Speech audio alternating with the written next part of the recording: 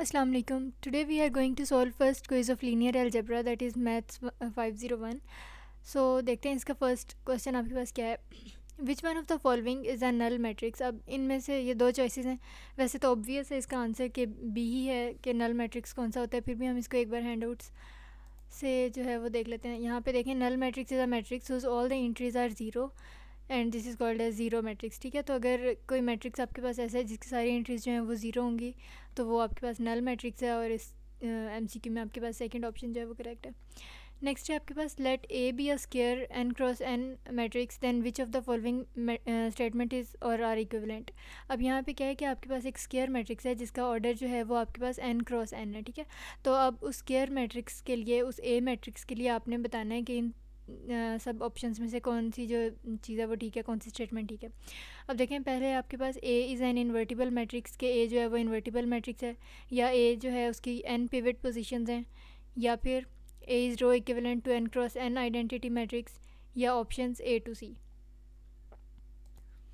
तो यहाँ पे देखें, आपको इस चैप्टर नंबर 13 में जो आपका इसको इसके सिलेबस का लास्ट चैप्टर है, इसमें इन्वर्टिबल मैट्रिक्स थ्योरम दिया हुआ है. अब इसमें वो क्या कह रहा है कि अगर एक कोई मैट्रिक्स है, स्क्वायर मैट्रिक्स जिसका ऑर्डर n इंटू एन है, लाइक n रोज और n कॉलम्स हैं, तो अब क्या करना है कि if any one holds then all the true and all of them are true. कि अब यहाँ l तक जो है वो आपको स्टेटमेंट्स दी हुई हैं, अगर इनमें से कोई एक भी होल्ड करती है तो वो बाकी सब करेंगी. अब आपके पास जो MCQ है उसमें एक ऑप्शन है कि ए जो है वो इन्वर्टिबल मैट्रिक्स है, एक में है कि उसकी एन पिवट पोजीशंस हैं, और एक है A is row equivalent to n cross n identity matrix. तो अगर हम यहाँ पे देखें तो ये सारी स्टेटमेंट्स जो हैं वो आपके पास प्रेजेंट हैं. A is an invertible matrix and A has n pivot positions and A is row equivalent. तो इस हिसाब से आपके पास इस MCQ की लास्ट ऑप्शन डेल्टा जो है वो करेक्ट है. ठीक है, नेक्स्ट है आपके पास, what is the maximum number of pivots in a 3x3 matrix. अब आपके पास एक मैट्रिक्स है जिसमें 3 रोज़ हैं और 3 कॉलम्स हैं, मतलब 3x3 आपको ऑर्डर दिया हुआ है, और आपने बताना है कि उसमें मैक्सिमम कितनी जो है वो पिवट पॉइंट्स हो सकते हैं, पिवट पोजीशंस हो सकती हैं. तो यहाँ पे देखें, जो भी आपके पास मैट्रिक्स होता है ना, उसमें जितनी रोज़ होंगी मैक्सिमम उतना ही पिवट पॉइंट जो है वो आपका हो सकता है. तो यहाँ पे देखें, since you can't have more than one pivot पर रो, कि जितनी भी आपके पास रोज़ होंगी उसमें मैक्सिमम एक एक पिवट. और पिवट क्या होता है? कोई भी नॉन ज़ीरो एलिमेंट, कोई भी नहीं, लाइक कोई भी जो फर्स्ट नंबर पे आपके पास नॉन ज़ीरो एलिमेंट आ रहा है उसको हम कहते हैं कि ये पिवट पॉइंट है उस रो का. तो अब यहाँ पे आपके पास जो मैट्रिक्स है उसमें 3 रोज़ हैं, तो मैक्सिमम अब आपसे नंबर ऑफ़ पिवट पोजीशंस पूछी हुई हैं, तो 3 मैक्सिमम रोज़ हैं, तो मैक्सिमम इसका पिवट नंबर जो है वो 3 ही होगा यहाँ पे. तो अल्फ़ा आपके पास राइट ऑप्शन है. नेक्स्ट है आपके पास, let A B the matrix of order 3x2 and the matrix of order B आपके पास है, उसका ऑर्डर 2x4 है, सी का जो है वो 4x5 है. तो अब आपने क्या करना है, then which of the following is the order of matrix ABC. अब आपने प्रोडक्ट अगर इन तीनों मैट्रिक्स की लेनी है और आपके पास ABC एक नया मैट्रिक्स आ रहा है, अब आपने बताना है कि जो नया मैट्रिक्स आपके पास आ रहा है ABC, उसका आपके पास ऑर्डर क्या होगा.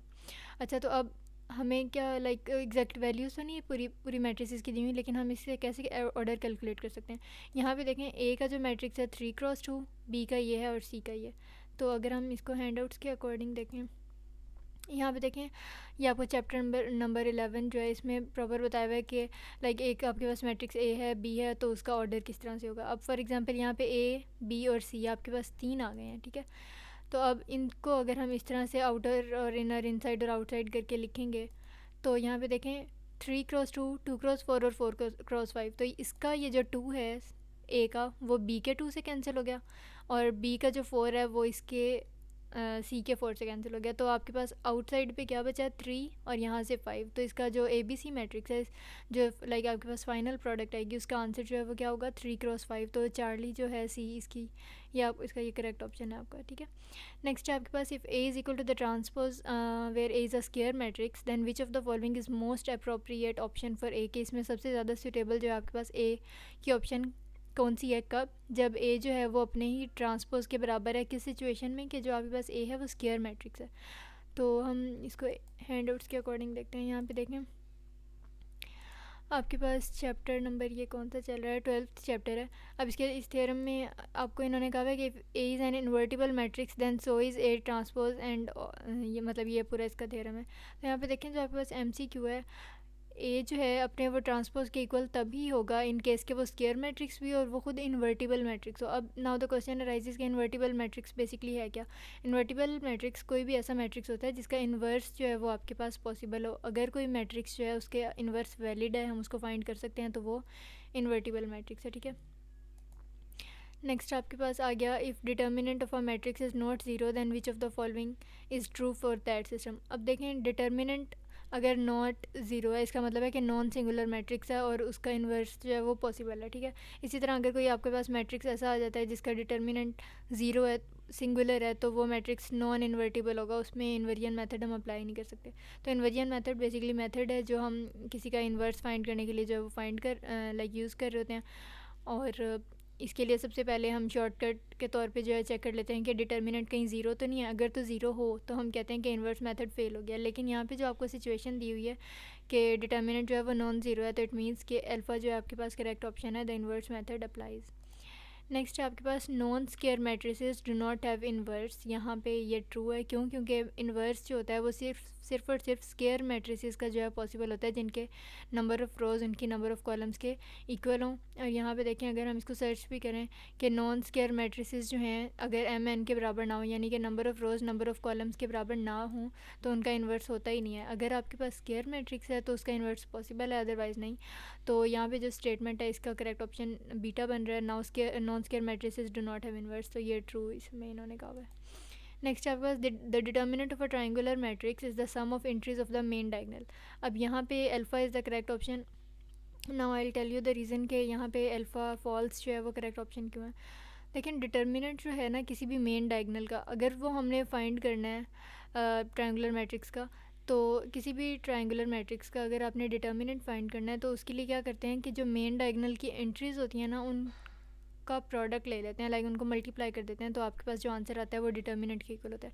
अब यहाँ पे जो आपको सिचुएशन दी हुई है, उन्होंने कहा है कि it is equal to the sum of the entries, तो यहाँ पे सम की जगह अगर तो प्रोडक्ट होता तो आपके पास ट्रू हो जाना था। अदरवाइज़ अब यहाँ पे क्योंकि सम है जो बेसिकली होता ही नहीं है डिटर्मिनेंट किसी ट्रायंगुलर मैट्रिक्स का, तो ये आपके पास ऑप्शन जो है वो फॉल्स हो गई, ठीक है।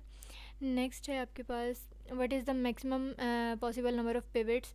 अब ये प्रीवियस एक MCQ 3x3 के साथ रिपीट हो गया था, तो हर रो में जो है मैक्सिमम एक ही जो है पिवट पॉइंट हो सकता है। तो जितनी मैक्सिमम नंबर ऑफ़ रोज़ होंगी उतने ही maximum possible number of pivot points होंगे। तो यहाँ पे 6 मैक्सिमम रोज़ हैं, तो इसका बीटा जो है करेक्ट ऑप्शन है 6। नेक्स्ट है आपके पास, we can add the matrices of, यहाँ पे डेल्टा जो है डी सेम ऑर्डर, ये इसका करेक्ट ऑप्शन है। बाकी ऑप्शन थे different order, same number of columns and same number of rows. तो जब भी मैट्रिसेस की आपस में एडिशन की या सब्ट्रैक्शन की बात आए तो हमने ये कहना होता है कि उनका ऑर्डर जो है वो सेम है।